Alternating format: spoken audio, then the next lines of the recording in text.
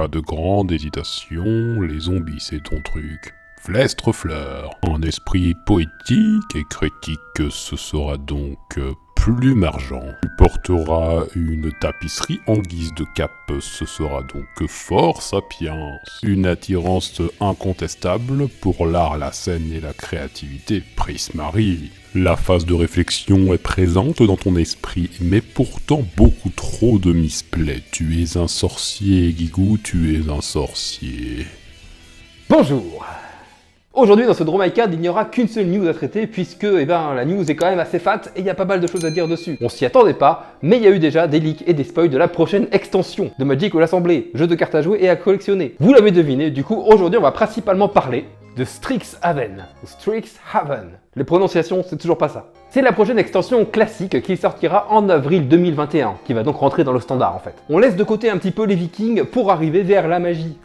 École de la magie. En termes d'originalité, ça aurait pu être quand même un petit peu plus au-dessus. La magie, c'est bien. Je veux pas entendre quoi tu dis. La magie, Kevin, tu te tais. Tu la vois celle-là, Kevin. Tu la vois celle-là. Je te dis que c'est pas très original, Kevin. Kevin, tu te calmes, tu vas la prendre ta truc. La magie. Wow. Calm down. Comment donc va se présenter cette extension? Pour recontextualiser un petit peu, Strixhaven, c'est une académie des mages où on va y incarner des étudiants.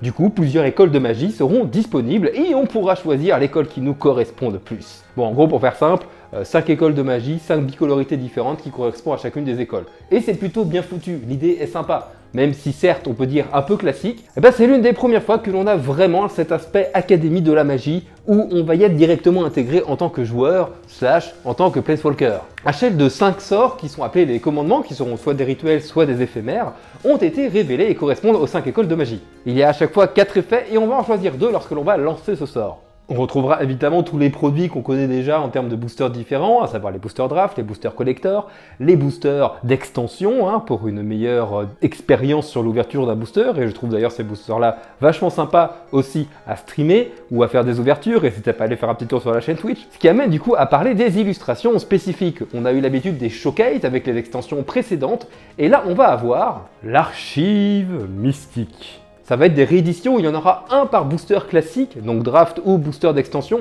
et 3 par booster collector. Ce seront des cartes avec des illustrations différentes qui peuvent être vachement jolies. Si vous sortez ces 3 cartes là par exemple, dont un précepteur diabolique, ça met la max évidemment, c'est très joli, mais évidemment comme toutes les rééditions, elles ne seront pas jouables en standard. Par contre, il est écrit, je vous mets le lien dans la description sur le site officiel, que si l'on ouvre une de ces cartes là en draft, on pourra la jouer dans notre paquet draft. Alors je trouve ça chelou comme concept, mais pourquoi pas, à la limite, ça peut donner un petit peu de piment.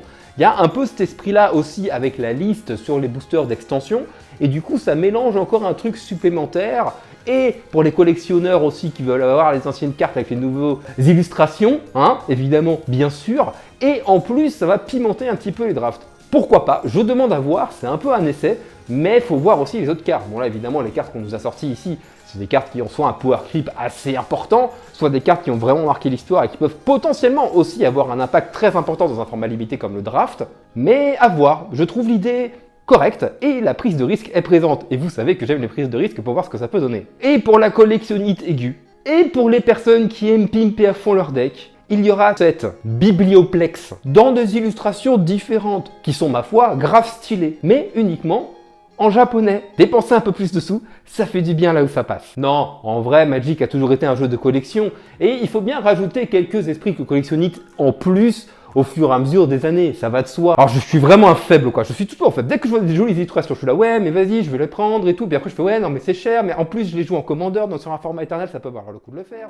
C'est juste un petit Dromicade pour la news et je trouve qu'en termes d'univers, les dernières extensions sont de plus en plus travaillées. Et moi, je kiffe aller chez les contes de fées, aller chez les grosses bébêtes, aller voir aussi ce qui se passe chez les vikings et maintenant aller à l'école des sorciers.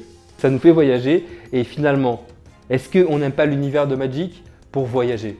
Sur ce, je te remercie d'avoir regardé cette vidéo. Tu peux la partager un maximum partout où tu peux, t'abonner à la chaîne YouTube et surtout n'oublie pas, la magie n'est jamais finie. Un maximum de love.